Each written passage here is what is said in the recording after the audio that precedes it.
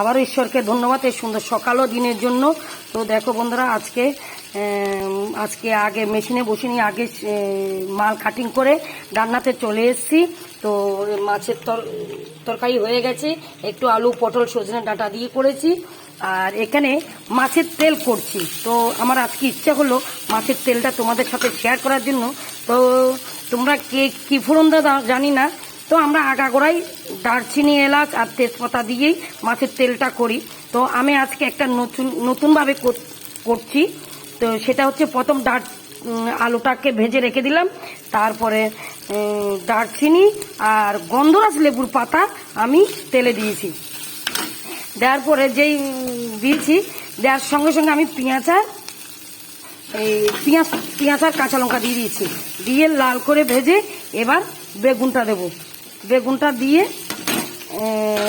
আবার ভাজবো একটু, তো ভেজে তারপরে আমি আলুটা দেব।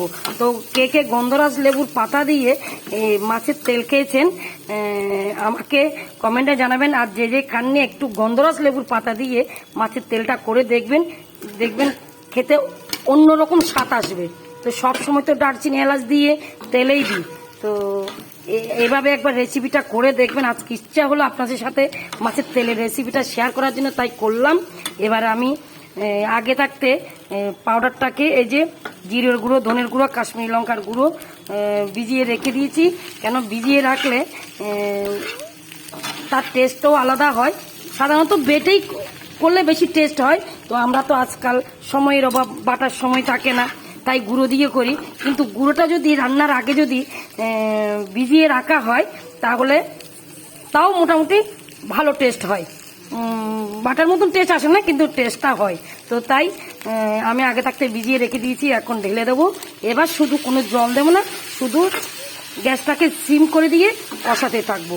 কেননা নুন হলুদটা তো আগে পেঁয়াজ আর মাছের তেলটার মধ্যে দিয়ে দিয়েছি, আর নুন দেওয়ার ব্যাপার নেই। আর শুধু পরে শাহি মশলাটা দিয়ে আমি নামিয়ে ফেলবো, ভাজা ভাজা করে নামিয়ে ফেলবো। কেননা মাছের তেলে কখনো জল দেব না। তো দেখো বন্ধুরা, নতুন একটা রেসিপি আমার কাছে নতুন, গন্ধরাজ লেবু পাতা দিয়ে করা। এটাতে না ধনে পাতা দেবো না তেজপাতা দেবো। তো আশা করি ভালো হবে, আপনারাও করে দেখবেন, আপনাদেরও ভালো লাগবে গন্ধরাজ লেবুর পাতা দিয়ে মাছের তেল। তো সকলে ভালো থাকবেন, সকলকে আমার নমস্কার।